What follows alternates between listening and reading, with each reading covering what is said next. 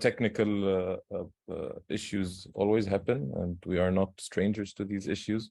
But anyway, I'm glad that everyone has joined. I hope that everyone is as excited as we are for this month's event. Now it is good. Loop gone. Excellent. Thank you, Thomas. So as you guys know, tackling SAP Security, before we jump in, this session would be recorded. Q&As are always welcome. Once we release that recording, it's going to be on LinkedIn, on YouTube, your normal social media channels. And of course, to follow any of our events, our newsletters, you have your sign-up QR code there. So feel free to do that if you have not done so.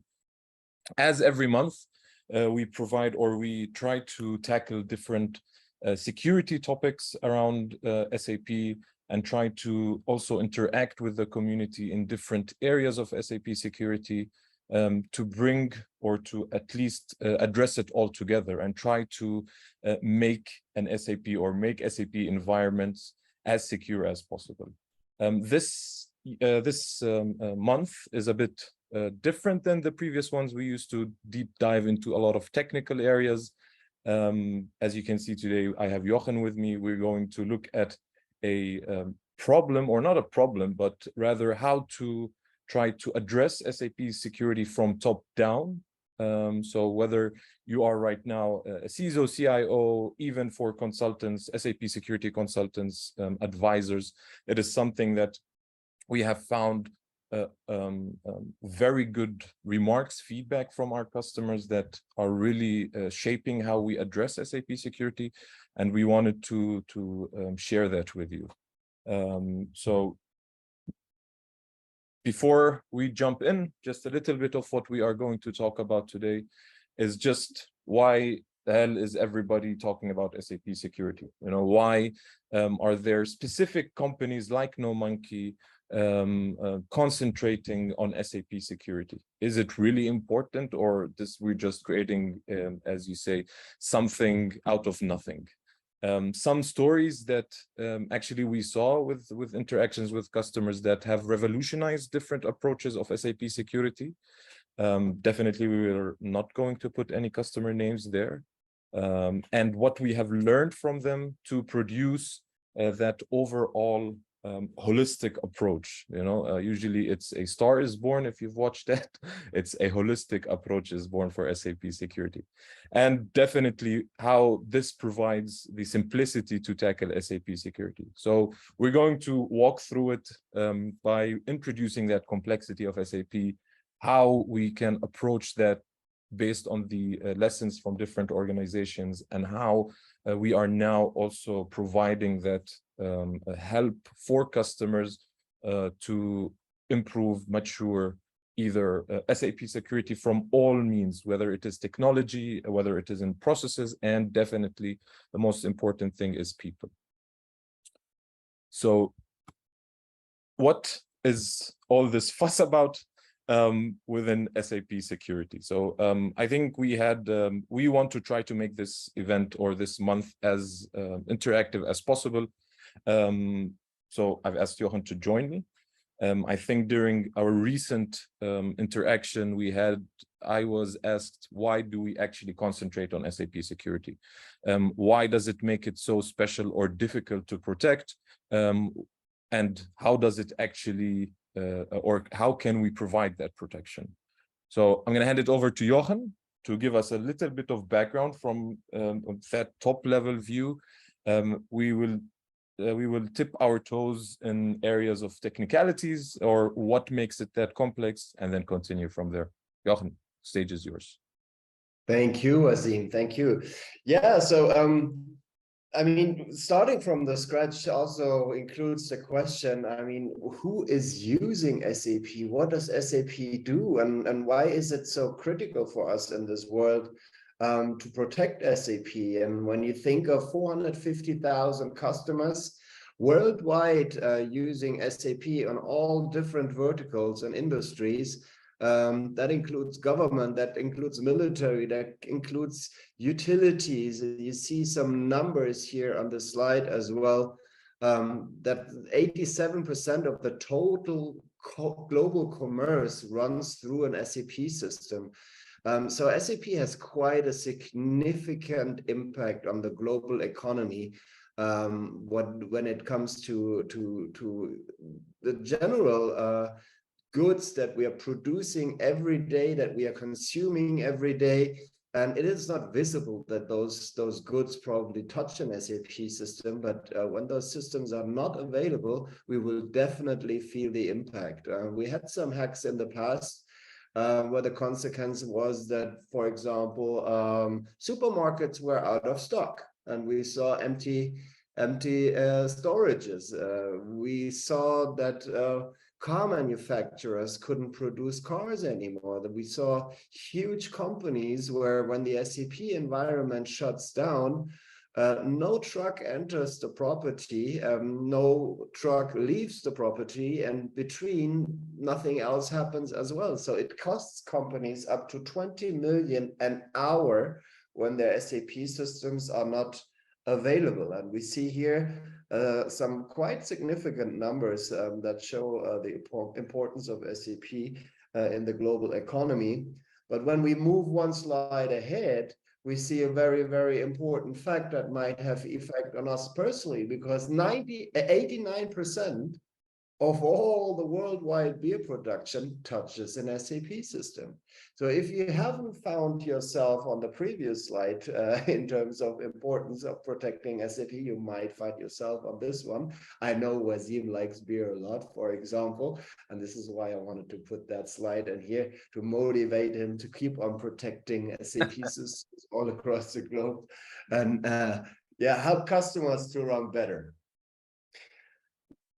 Yeah, so beer is for sure not the reason why we do that, but why is it so hard to actually deal with SAP? So there are multiple stakeholders in that game, and it's actually not the game you should hate, it's the players you should hate. And this is why I like that picture a lot, because dealing with SAP security is dealing with a lot of opponents. We typically speak about the three lines of defense that you also see behind me who have stakes in there. But what you need to be aware of is that they all have different motivation to take care of security and compliance in SAP. And that is important because the border between security and compliance is quite close to each other. And when we think of an SAP department, when we think of a security department, when we think of an audit department, and they are all looking from a very, very different angle on an SAP application, because they all really want to fill and complete a different results. Some want to be compliant, want to fulfill regulatory requirements, maybe external audit requirements. Others really just have a pure security focus and want to make sure, okay, I need to include, for example, SAP in my security operations center because SAP is a black box for me and I do not know what is happening within that critical application. But I might be aware that how critical it is, it needs to be secured. So it doesn't make sense to to ignore the application, you better understand what's happening in there. And for sure, also there are the SAP people who deal with SAP on a day-to-day basis, and they have a lot of work to do. And probably security is nothing they want to add as a backpack on their shoulders on top. But these are the people who understand actually SAP, and they know how to deal with that. They know all the shortcuts. They speak Japanese. So in the end, it's probably none of these lions can do it alone. It's a team sport to really combine forces and get the best result of it. And this is why I think this picture is very, very important, and that you should definitely not hate the game, the topic itself. You need to really bring together the stakeholders and pull on the same rope to get SAP security done. Nice. Well, to just add on to what you were saying, also, when it comes to the complexity we are talking about, why is it sometimes difficult when we look at complexity? Now, this is a small list of the areas that we see. You know, there's a lot of different application servers for different areas, CRM, SRM, and the interfaces between them, application servers that are being updated or migrated from ECC to S/4HANA, to all of that different areas, instances that are being copied for different reasons. Some, there's no reason. You have that custom code that we are looking at, or even when you are outsourcing custom code, you are outsourcing the SAP basis team, you are outsourcing most of the stuff, there's a lot of complexity. And then when you add on top of all of this, you have the proprietary protocols that's being used. You know, what kind of encryption is being used? Are you using SNC? Are you using TLS? And so on and so forth. And one, which I think I should have put it, I think on the top one, it's the limited skills and knowledge. Yes, there's a lot of SAP security out there, people who are skilled. Most of them concentrate on authorization and authentication and so on. Some concentrate on GRC, but then you have that limited area where organizations don't have SAP guys who understand cybersecurity and vice versa. So that's where it becomes that little small world. And this is where it becomes for attackers, the best attack surface. It's like a gold pot for them. You know, when you have all of these different topics or different components that are connected. So this is a very small environment, but connected, you have that attack surface that nobody knows about in the organization. So the complexity to go back to what the fuss is all about, I believe that there's a lot of things that in SAP security you are able to do other than authorization. Definitely, it's one of the most important areas, but there's so many different stuff that are still missing in organizations that we either, you know, you need to have that period of giving them to understand that this happens and so on and so forth.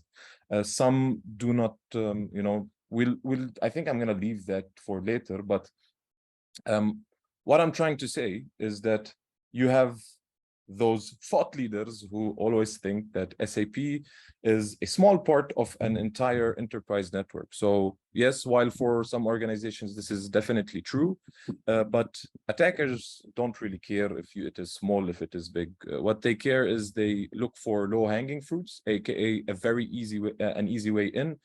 There's a lot. This is where there's a lot about social engineering. And of course, depending on their motives, they usually look for a source that contains the most treasure. You know, it's, yes, probably some adversaries or some groups like to still go for the Active Directory, but I mean, I think SAP systems has a lot of value than running around the Active Directory at the moment. So when you have an attack surface like the one we saw for an SAP environment, know that it is actually, it is a mine of gold for attackers. So that's, even though it is small, but in some organizations it is huge and dependent on, it is still considered very isolated from the entire, or not the entire, but very isolated when it comes to that security area. And of course, let me raise a question. Sure. Yesterday, I attended a CIO roundtable with 15 CIOs, and they they ask me, for example, Mr. Fischer, does the attack necessarily have to happen within SAP, or what is with the rest outside of SAP? What would be your answer on this question? What would be, I mean, it is all connected. It needs to be under the same department. A CISO needs to be a CIO, whoever is responsible for that security strategy or program.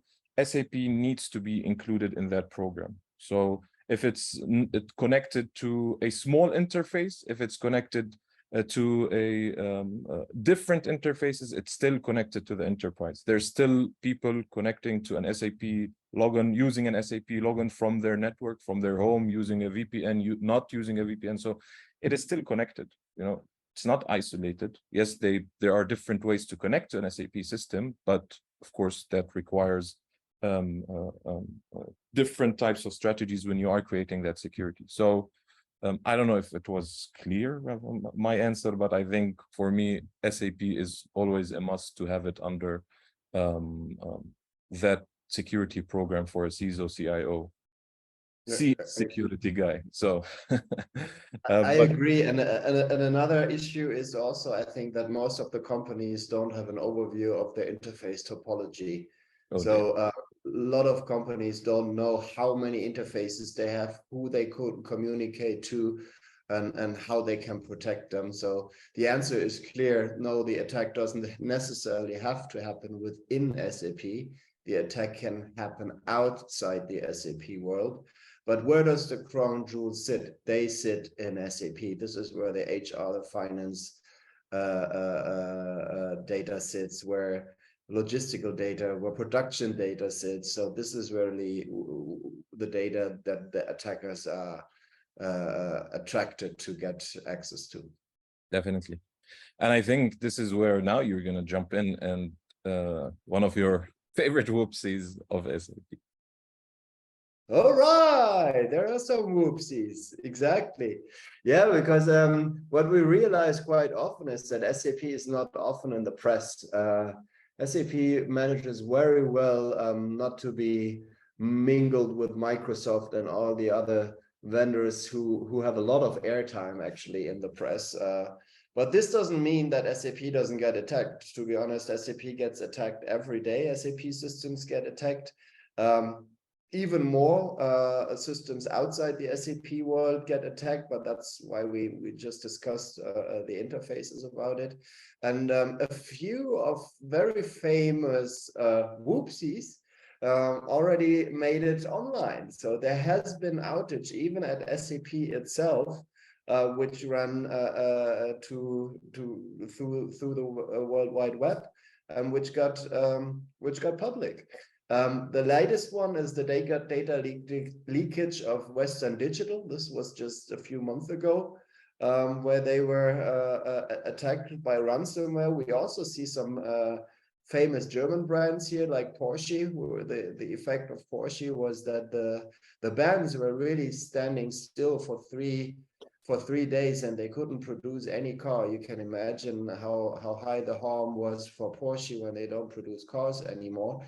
And I mentioned also the empty stocks, which you see here at Tegut Bio, which is a supermarket chain in Germany, where it really had the effect that the stocks were empty for 1 week, and the customers were wondering what happened. So you don't really see the impact directly when you go to these shops, but when you read a little bit about it, and when you do some research, you will find, for example, in the press, in the context of Tegut, that their logistics system got attacked. And then it is not a lot of work to find out, okay, what kind of logistics system are they using? So they are using an SAP system, and this is where you go. But SAP tries to protect as much as possible that their name is not in the press in combination with any cyber attacks.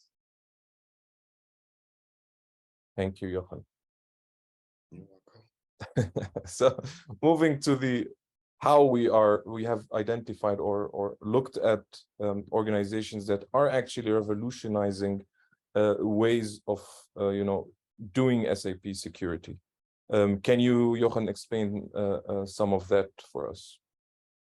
Yeah, I mean, I think the most important is that you have someone who triggers the project. There needs to be someone who drives the initiative that SAP is important within a corporation, that SAP needs to be protected, and that there needs to be an increase of visibility on the status quo. So no matter if that person comes out of the first line of defense, which represents here the SAP department, the second line of defense, which is the IT security department, or if this comes out of an audit, for example, or a penetration test, which has been triggered from the outside or the internal audit department. So there needs to be a trigger to start that project if you don't do it by yourself.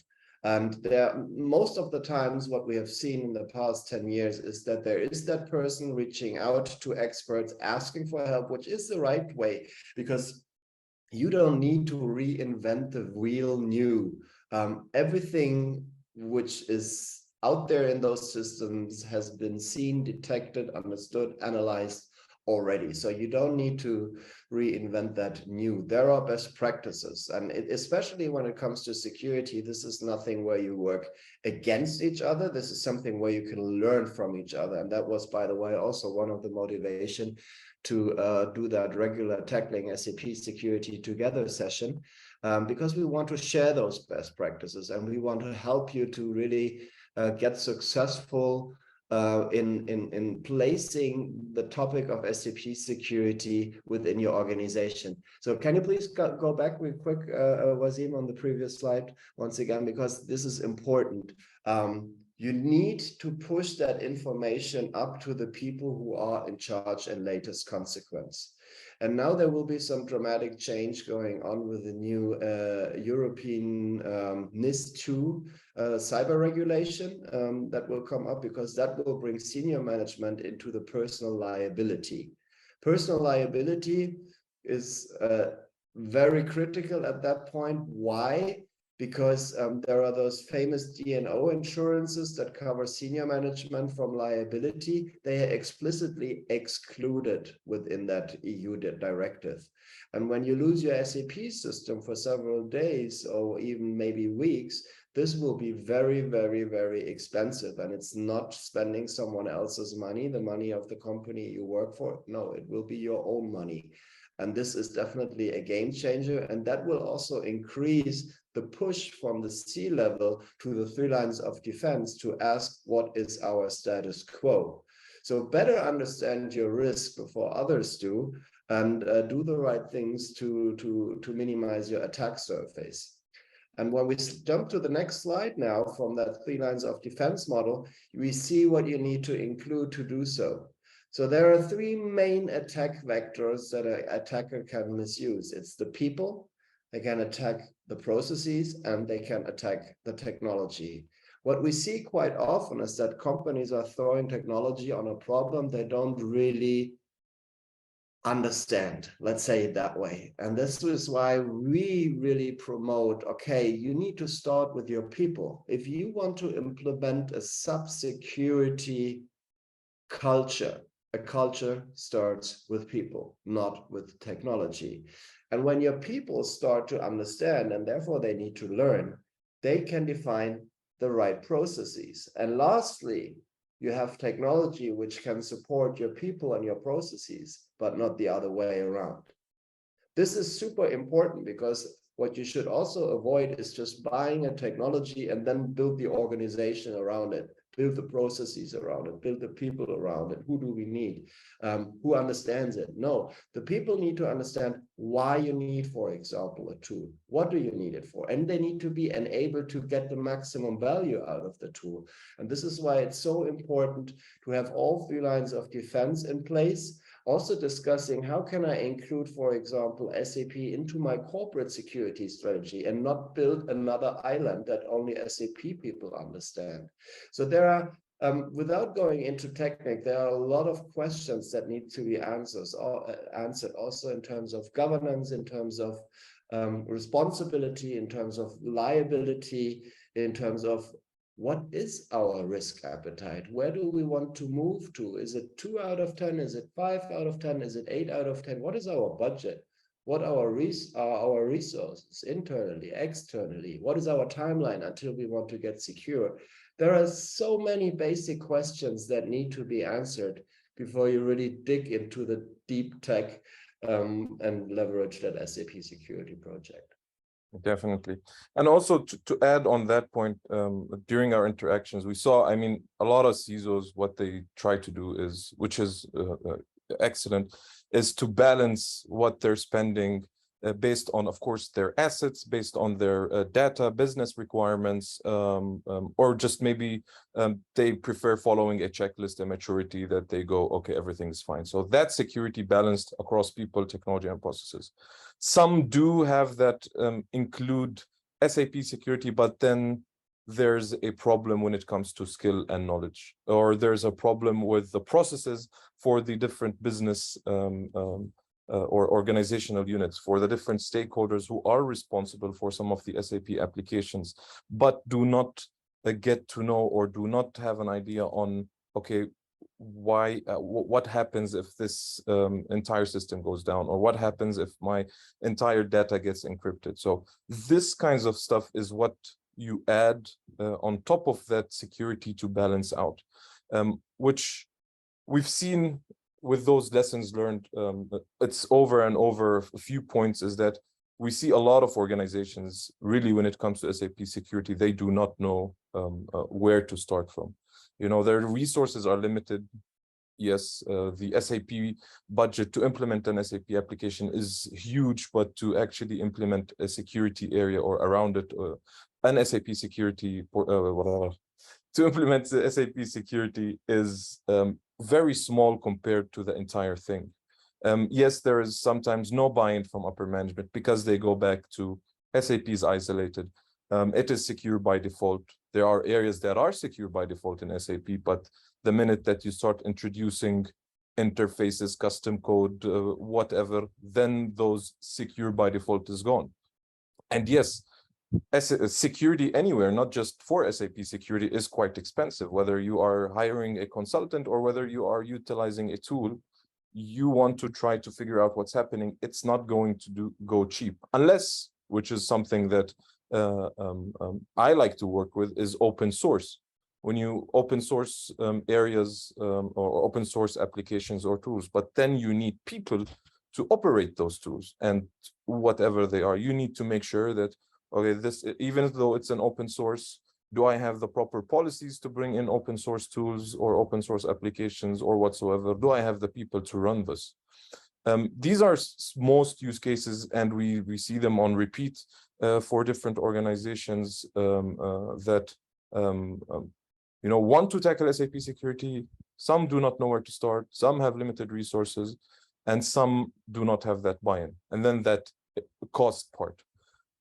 So we try to figure out where we can utilize this, and I'm gonna leave that for Jochen to give you a small introduction of the area where we thought that it would be beneficial for organizations to start. Absolutely. And actually what you see now is the result of all the interactions we had over the years with CIOs, with CISOs, with SAP teams, security teams, audit teams. And what we've always heard are excuses why not to take care of SAP security now.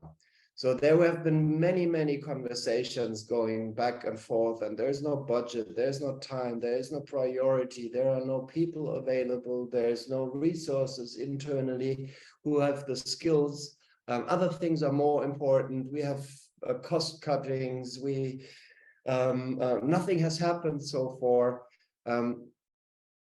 I hear that, I recognize that, but in the end, an attacker doesn't care about any of these excuses. And what we were trying to build with No Monkey is, how can we give you the best possible support to catch up the short-term delta where you don't have the people, where you probably don't have the time and the resources or the skills in-house to kick off an SAP security project. And this is where we would like to help you out with the right resource, because you will have a challenge when you don't have that person internally that combines the knowledge of SAP and cybersecurity, which is very rare. We call them the unicorns, because nobody intrinsically would learn cybersecurity when you are in the SAP area and the other way around. So it's hard to find those people. And if you don't have them internally and you start a hiring process via a headhunter who also doesn't know where to look on or how to test that person, if it's a really skilled person,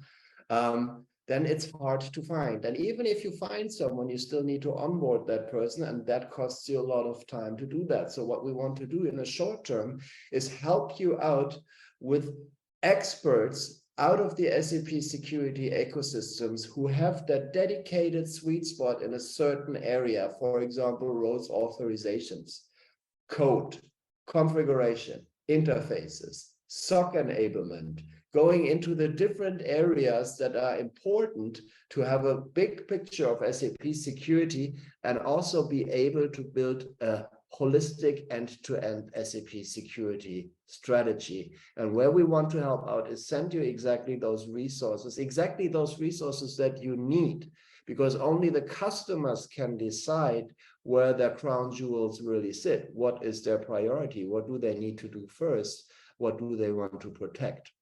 And we can help out with those people. In the midterm, we want to enable our customers not only to understand the attack surface covering people, processes, and technology. This is where we go with them through the advisory services that we have launched, and raise evidence on the existing attack surface, interpretate them, and then also let the customer decide, do I want to accept the risk, which is totally valid, or do I need to tackle it? And if you want to tackle it, we help you to create that SAP security strategy, which is kind of the Champions League, because you really need to cover all areas. We help you to create that strategy for your corporation, and we also help you to implement it. In a long term, our goal is to enable you to have those skills on board to help yourself. We don't want to do that for ages for you, because you cannot outsource responsibility, and also you cannot outsource 100% of SAP security. There might be managed security services who can help you to monitor your environment, but even when a managed security service provider tells you your house burns, he won't distinguish the fire. This is something you will always have to do in-house, and this is why it's important that you also really have those resources in-house and build up these skills, build up the awareness, build up that maturity over time to be able to defend cyber attacks against your SAP environment. Nice. So to give a clear roadmap of how we actually work on this SAP, what we call it is SAP Security Expert Returner. First thing that we try to do is why the cost in the beginning of that graph is a bit high is to, design that roadmap, design what you want to achieve. We sit with the team, we identify those areas that are missing within your organization and define that roadmap.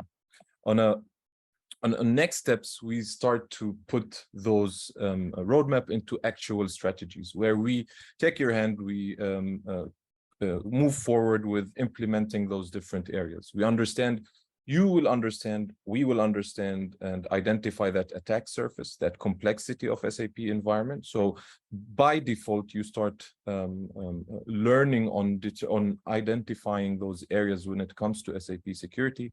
We try to implement different proactive actual processes to address SAP threats, whether it is within your SOC operations, or whether it is when it comes to auditing internal audits, or whether it is coming to different business owners or stakeholders.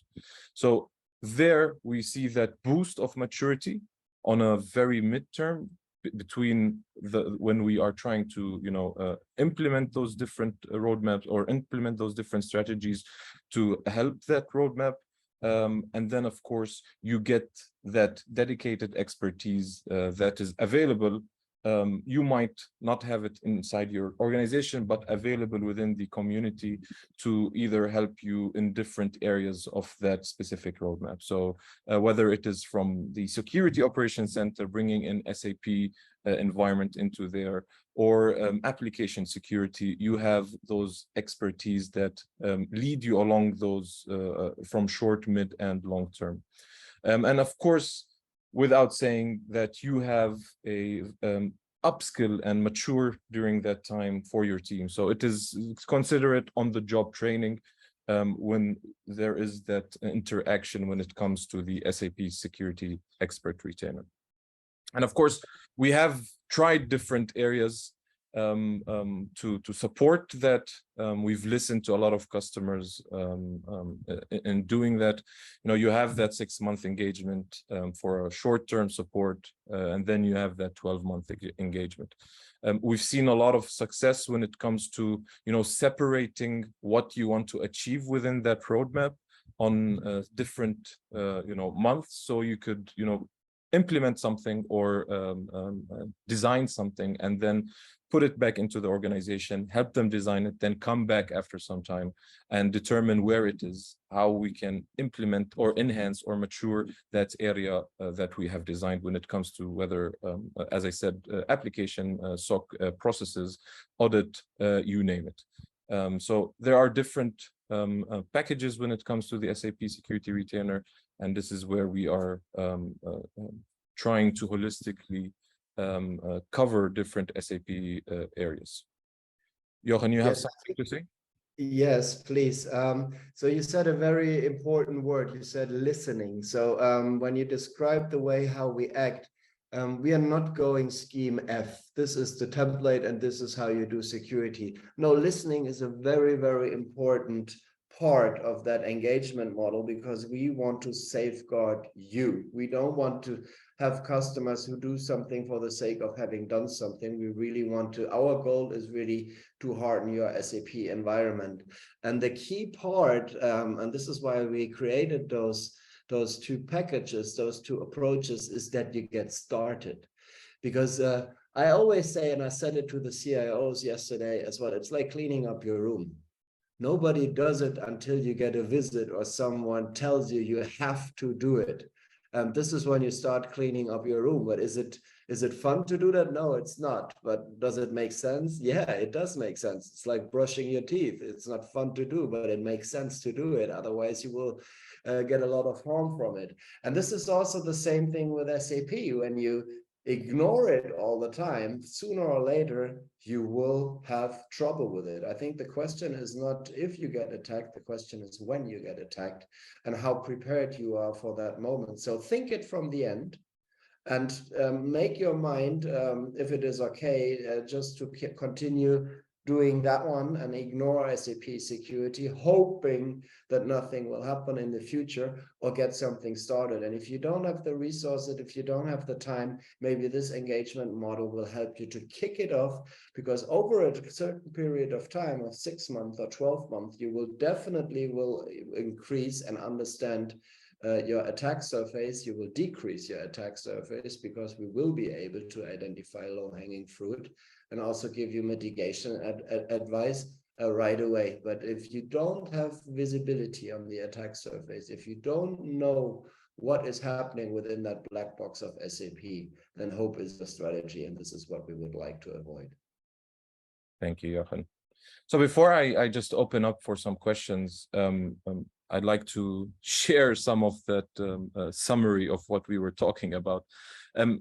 To improve or to reduce your complexity, yes, you need to understand attack surface.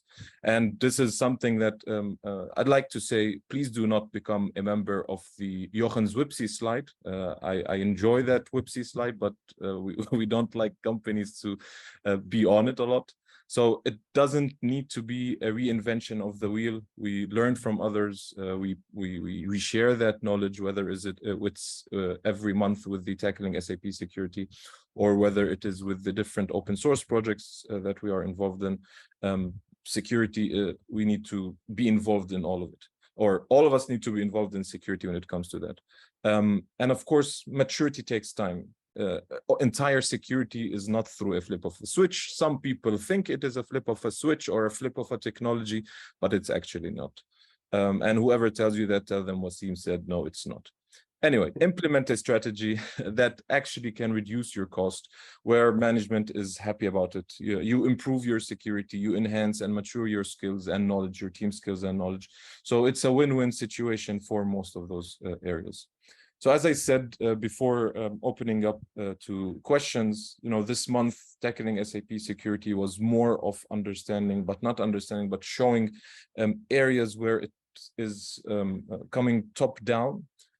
We haven't touched base on a lot of technical stuff. Next month, tackling SAP security is quite interesting for technicalities. I'll come to you, Jochen. I could see your hand. So next month would be interesting for technical guys or anybody who's interested in technical areas. But this is more of what we see in out there, what we learned. How do we try to improve that? With the different areas in No Monkey Advisory, we try to provide for that. Jochen, you had your hand raised. Yes, I want to make a comment which is not represented on that slide, and this is after you have done your homework regarding SAP security. You can be proud when you have completed your SAP security project. You can be proud when you did your homework, and this is also something you can actually speak about, and I would like to motivate you to speak about it when you did your job in a good way, because it makes sense. Imagine you're an attacker and you see, okay, there is company X, and the company X promotes, okay, I have done a security assessment, I have hardened my coding, I have strengthened my configuration, I did my security homework. Would that be an attractive company to you to attack, or would you go to a company where you know that has not been done? Because it's way easier to do it with companies who haven't done their homework yet. So it really makes sense that when you have reached a certain security level to also represent to the outside world that you did your job. It's like an alarm that you have on your house.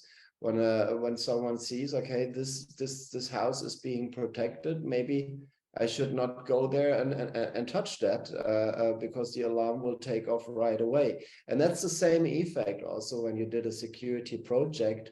Talk about it, promote about it, motivate others also to do SAP security, because it's not as bad as it might feel when it's not in your comfort zone.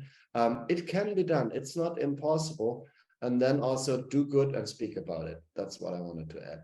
Nice. I do wanted to add something, or maybe you said the security projects. Yes, they are projects, and I do believe that they are an ongoing project that doesn't end. So it's not a project where you have you start with something, it's definitely and then end at a certain area. So it's an ongoing process when it comes to security, whether SAP security or other areas within an organization. Just thought I would add that. All right. I hope that you enjoyed today's session, and I'm happy to have any